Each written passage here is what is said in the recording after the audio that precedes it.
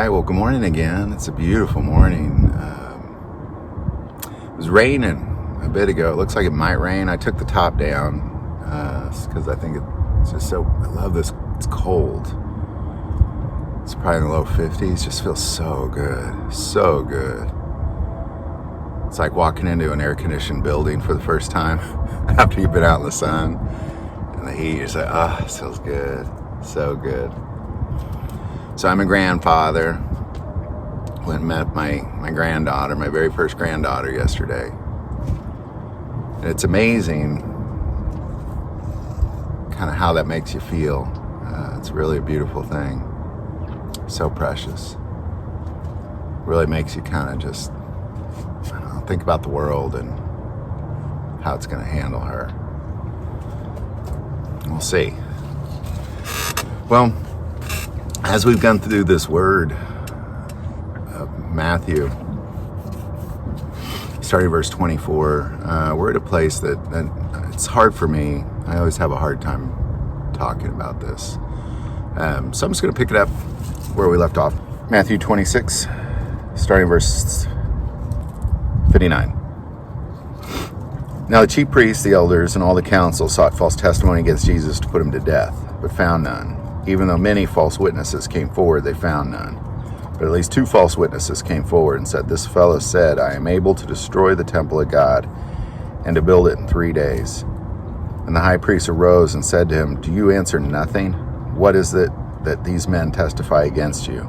But Jesus kept silent. And the high priest answered and said to him, "I adjure you by the living God that you tell us if you are the Christ, the Son of God." And Jesus said to him, "It is as you said. Nevertheless, I say to you, hereafter you will see the Son of Man sitting at the right hand of the power and coming on the clouds of heaven." The high priest tore his clothes, saying, "He has spoken blasphemy. What further need do we have of witnesses? Look now, you have heard his blasphemy. What do you think?" They answered and said, "He is deserving of death." And they spat in his face and beat him. And others struck him with the palms of their hands, saying, "Prophesy to us, Christ. Who is the one who struck you?" I think the reason that I have such a hard time with that particular section is that I'm just picturing just how good he is, how loving he is, how much he loves them,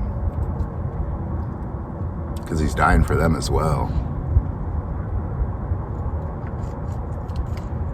And I just kind of want to take a moment. I'm going to show some B-roll. Just think about this beautiful sunrise. Just think about Jesus for a little bit. In that moment, you've been surrounded, you've been seized, you know what's happening. You're not trying to defend yourself. You're definitely not denying God and his power. He's definitely not denying who he is. It's his claim of who he is that caused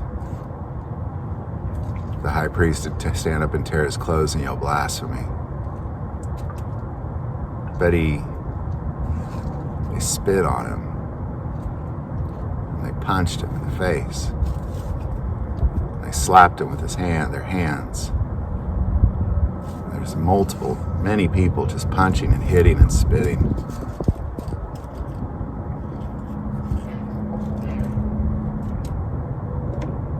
Mocking him. Prophesy, who hit you if you know so much? And they just took it.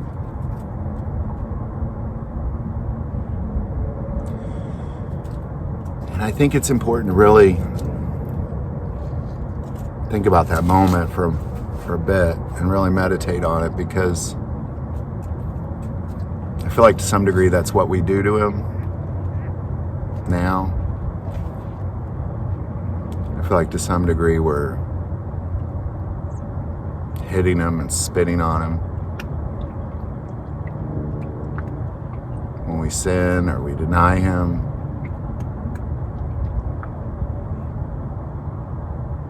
or we ignore the Spirit's calling. I just think to some degree it's hitting on him. It's hitting him and spitting on him. I just think we really have to think about how we treat him. Because I think when people look at their relationship with Jesus, they look at what it is he does for them, and then they say, well, I love him, and I better not sin. And that's not what this relationship is about. The salvation is from the sin, but that's not what the relationship is about. The relationship is a relationship between two people, a father and a son, a father and a daughter, a brother, a sister. It's what it's about. And when we ignore that relationship, or we just say, well, I said some words when I was younger and I go to church and I read about them and I pray, I say the Lord's Prayer once a year, or I go to Easter service, or whatever it is. I think that kind of thing is really just spitting on him and hitting him and slapping him in the face and mocking him. Because he wants more than that. Because he came to redeem mankind because he loves us, but also because he wants to be with us in a relationship. And there's so much he has for you to do and to be. It's kind of like, as a parent or even as a grandparent now, looking at that beautiful granddaughter, to sit there and think to myself,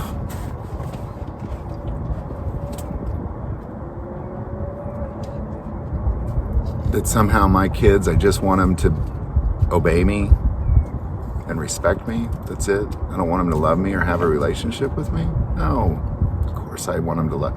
I'd almost rather them love me and have a relationship with me than obey me, to be quite honest. That's just me. But God really wants us to love him.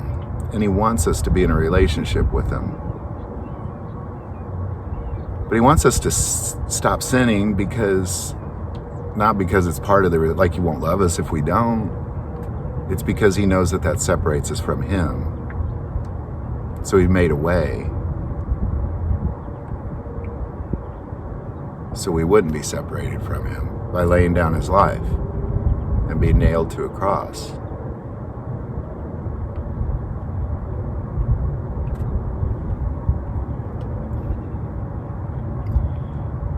But this whole idea that all we have to do is just ask for forgiveness and that's it. I mean, when it comes to salvation, he did it once. The blood of Jesus is the saving grace. But it's the relationship piece. It's how we treat him that I think matters the most to him. I know our salvation matters the most to us probably at times, but it's the relationship that matters to him the most. That's why he did what he did, because he loves us and he wants to be with us. He loves you and he wants to be with you. So he made this way. But it's the relationship piece. I implore everybody just to really think about what does that look like? What does that relationship look like to you?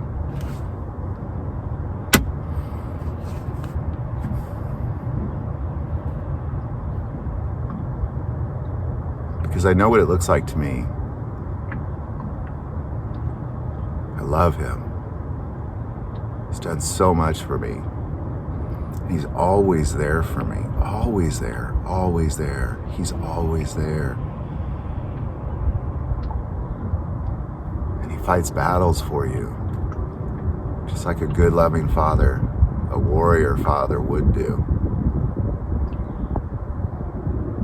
So to suggest that all we have to do, now if all you care about is your own salvation, if all you care about is yourself, then yeah, just accept the beautiful sacrifice that he gave. But he wants something more. He wants this relationship.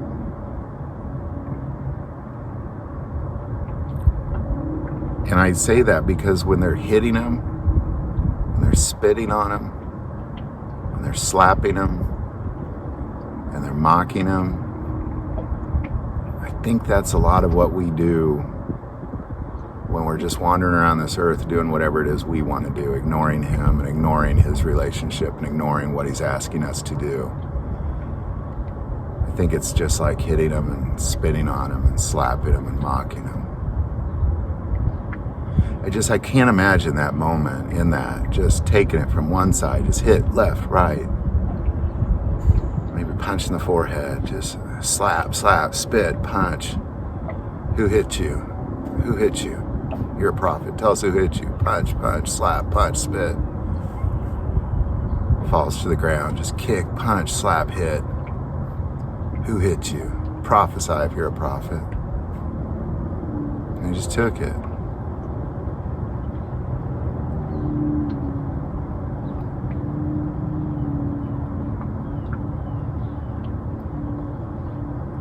He deserves more than that.